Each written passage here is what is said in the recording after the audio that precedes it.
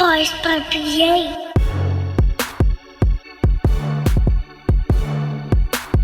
pt3. So look, be natural. Let it come natural. Let it come easy. You don't have to overdo it. You either got it or you don't. And if you don't know what it is, you don't have it. But the point of this session is to make sure that you at least say, you know what, I can build off this. So some of y'all may not like everything that you're hearing right now, but if you just say, man, you know what, I didn't think about that. I've never thought about what am I really good at? What am I good at? Me, I suck at technology. I don't know how I did this myself before that man came in here, but I did it. All right, but she knows. This is one of my students from my church right here. She go to UT. She's about to graduate. Awesome kid. So I've been on her for a long time. But technology is not my strong point. I don't have no social media, nothing. I got the same password for everything. I just do not do Snap. I can't do it. All right. But I mean, I have like social media or for the YouTube channel, but like me, real life, nothing. Cause I don't care about that. Like I don't care that you just put mustard on your hot dog. That don't matter to me. I don't care that you and your boo just went on a date. Me and my wife, we work a hectic schedule. I don't care. I remember me and my wife first got married. She was like, oh, I want a house. Girl, I'm gonna enjoy this 2-bedroom apartment. She was like, I want a house. So people on social media, oh look, they just got a house. Oh, this person got a house. This person got a house. Girl, look. I say, man, look. That us? Oh, okay. Alright. But so my wife said, I want a house, Social media just was building. So I said, man, look, you enjoy this 2-bedroom apartment, all right? And we stayed on the 4th floor. So enjoy this 2-bedroom apartment and on the 4th floor. But now we got a house, But what am I saying? It was social media. Social media, you just looking at what other folks got, then it make you feel like, or you send a post, you don't get no likes, now you like, right? You say something on Twitter, you don't get no retweets, now you like, But the thing is, that don't work for me. I don't care about none of that. I care about this right here, real life. I have the privilege to mentor and serve as a big brother to a slew. That's a lot. That's a country term.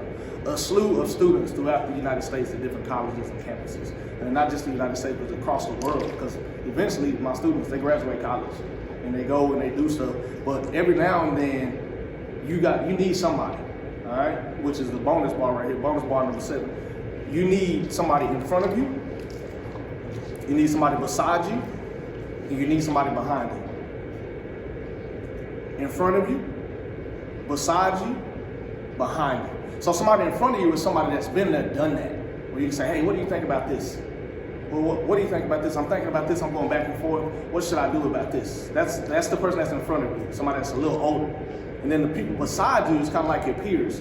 Somebody that's got their head on straight, somebody that you can go to and say, hey, what do you think about this? And somebody out here sitting here saying, am I a leader or not? If people come to you and ask, what do you think about this? Guess what? You're a leader. All right? If people come to you and say, look, I got a friend, let's just say my friend, people got a friend that's really them, right? So let's just say hypothetically, when people start bringing you that stuff, you're a leader. So you need somebody in front of you, beside you, and behind you. And now the behind you part is where we struggle as a people. The behind you part is where we struggle as black folks, as my mother likes to call it, us's. All right, that's where we struggle because we don't take the time out to go back and say, you know what, let me help you out. However that looks. But the thing is, you need somebody in front of you, beside you, and behind you. Somebody that you can pour into and mentor. You ain't got to do it every day. Some of my students, man, we used to talk every Sunday. Every Sunday we talk. Every Sunday. FaceTime, talk. Man, that's their freshman year. They senior year, y'all think I hear them from these kids? Heck nah. Hey, I get a graduation invitation. That's cool. But the thing is that sometimes it's not gonna be the same because people are gonna change. But as a leader, you gotta grow with the change. You gotta learn how to adapt. You gotta adapt. Greatness is picking up anything and getting results. That's what leadership is.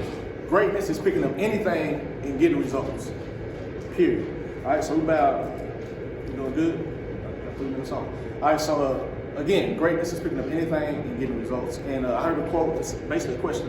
And as a leader, you gotta ask yourself this question at least once a week. At least once a week, ask yourself this question. If your character and your reputation met each other, would they know each other? If your character and your reputation met each other, would they know each other? So your reputation is what people know you by, right? Oh, he a dog, girl, don't talk to him. he lowering his that one thing, don't talk to him. But that's what you're hearing, but his character, you ain't gave the man a chance.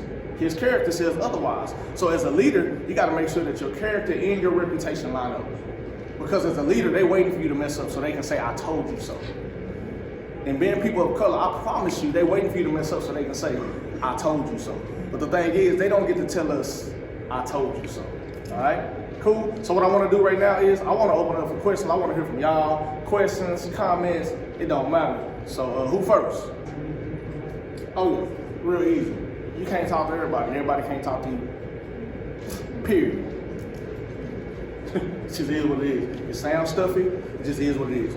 You can't talk to everybody, and everybody can't talk to you. I see we're gonna hit that young lady in the back, then this area right here, and then I see you in the back. But no, you can't talk to everybody. Matter of fact, it's just a scripture. Corinthians 15:33 says, bad company corrupts good character. That's Corinthians. That's 1 Corinthians chapter 15, verse 33. Bad company corrupts good character. So as you were saying, you good character. But the thing is that bad company is coming your way. And I tell my students a lot of times, man, the wind will blow trash your way just to get you to see what you're worth. Bars. All right? The wind will blow trash your way just to get you to see what you're worth. All right? Cool. Young lady, get out. Cool. Young lady in the back with the frames. Go ahead. Absolutely. So one thing as a leader is that you got to realize that you're a tone setter. You set the tone. Those y'all that like football, you know, on the defense side of the ball, your linebacker and your free safety, they're going to set the tone. They hit somebody hard in the first 2 minutes of the game, we already done got their soul, right? So you set the tone. And write this down. A wise man once told me that people make mistakes in their 20s. They realize they made mistakes in their 30s, and they start to capitalize on their mistakes in their 40s. Bars. Make mistakes in their 20s, realize they made mistakes in their 30s, and then they start to capitalize on their mistakes in their 40s. So if you mess up as a leader, that's okay, because failure is not final. It's not final. And when you live in the past, you die in the present. So as a leader, you gotta learn how to shake it off and move forward. I've never seen a wild thing feel sorry for herself. I tell my daughter that all the time. It ain't happening. All right? My man right here, and then I saw some other ones right here. Cool. So one thing that's an excellent question. One thing that helps me just with overreact, underreact, is that humility is power under control. Meaning I can crush you at any moment, I just ain't gonna do it. Matter of fact, 50 Cent said, you can be the hardest, we'll be the smartest. I told you not to start, so I'm not your average artist. 50 said, you can be the hardest, we'll be the smartest. And 50 got longevity. But when he first came out, he said, you can be the hardest, that's cool, but we're gonna be the smartest. So as a leader, they wanna flex, they want all the smoke, that's cool. But you gotta operate with self-control. And that's one thing that as young people and older folks, self-control is just something that we ain't big on. But again, humility is power under control. I see you back there, I'm gonna come to you. I have some hands over here, right here, and then the young lady in the back. Right. So you got it is intrinsic opposed to extrinsic. All right, you got it is on the inside. But let's just say you want to do a project, it fell through. No matter, you still you, right? So that didn't fall through, but your life ain't about to fall apart. You just say, hey, what's next? All right. So the thing is that you got it is that y'all all have it. You all have the potential to be the best leader on earth. But the thing is that you have to focus on and narrow down and drill down on what you have that you do well. Cool. Did I answer that question? Yeah. All right. Right. Cool. Excellent. There's a book out. It's called Leading When You're Not in Charge. I think the author is somebody. Type the book in. Brother Google will tell you who the author is, but it's called Leading When You're Not in Charge. Because see, sometimes the truth of the matter is the person that's in leadership, they're really not a leader, they're a manager. And there's a difference between a leader and a manager. Managers are put in place to keep stuff where it's already at. Leaders are put in place to bring about change. So you have managers in leadership positions, so that's why it don't work out. Talking big facts this morning. All right? So the thing is that you have to say, man, my manager is my leader. And now I know I don't have the platform that they have, but the thing is that you still have the influence. And that's even even when I first got in the frat. the chapter president, like he was cool and everything, but like he wasn't doing no work. Like, bro, what is you doing? Like, you gonna work or not? Like, we got stuff that need to be done. So we came together, we just all started leading. It was no knock on him, but we realized that just because you're the president, don't mean that you know what you're doing. No pun intended. All right? So just because you're the president, don't mean that you know what you're doing. All right? So the thing is, the hardest thing to be is the second fiddle. The hardest thing to be is the second fiddle. And the reason for that is because nobody cares about this person that's not really having that position, okay? But just to answer your question, just because you don't perform doesn't mean that you're not prepared.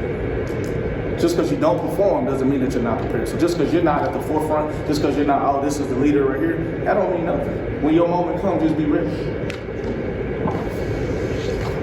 Yes, ma'am.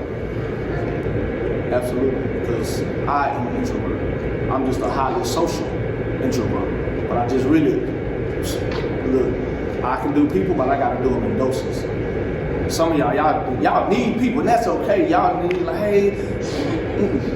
But the thing is that when you're like kind of like, you just have to learn how not to be so standoffish. That's one thing. Like, I'm a shutdown king.